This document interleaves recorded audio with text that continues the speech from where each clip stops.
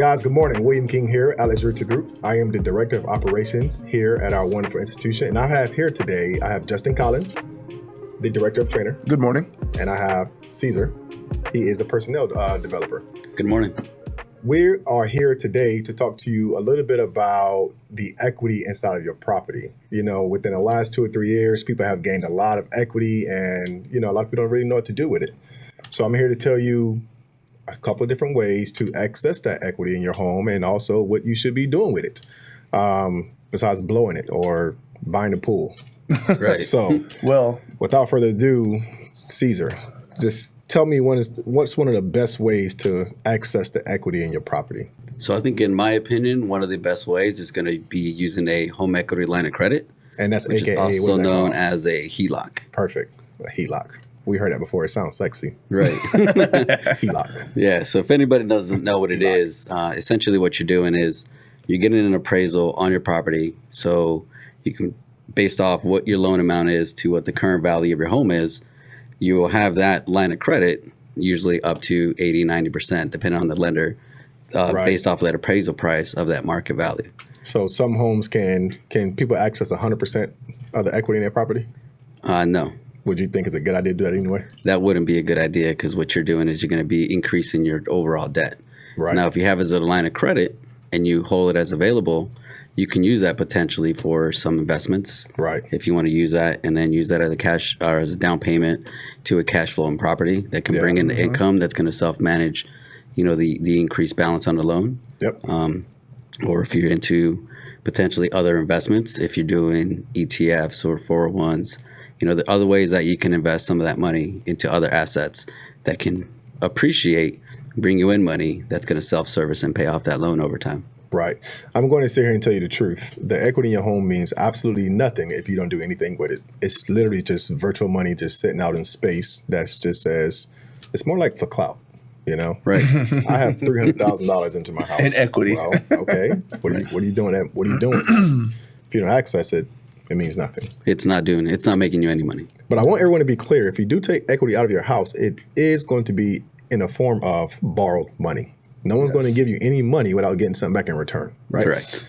So because I got $300,000, I can't just go to the bank and say, give me $300,000, because that's what the difference of the value and what I owe on my house is worth. Yes. Right. You will have to take out a loan or some type of line of credit. Yes. And Justin, real quick, what's another way to access the equity in the house? Another way to access the equity in your home is to refinance your property. Would it always make sense to do that, though?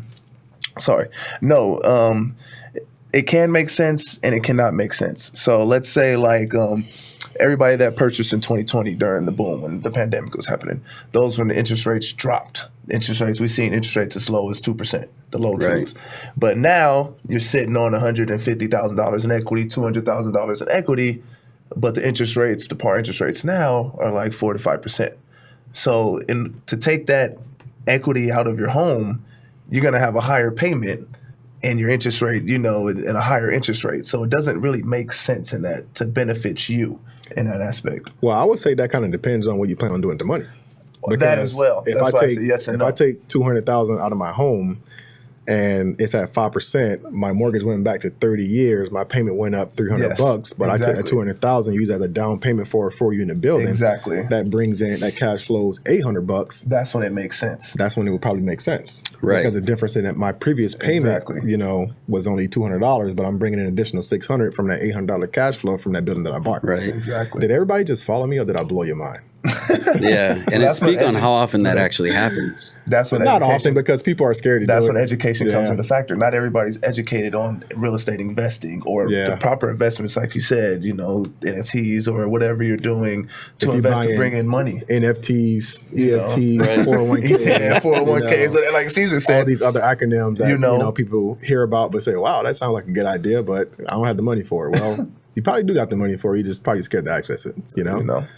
But I would definitely recommend, if you're going to do that and you're going to pull out money as from your equity to a refinance, is don't use it to buy recreational vehicles, a depreciating asset, right? Do that. Or a car. Or vacation. Or use it for vacation. Or pay for your wedding.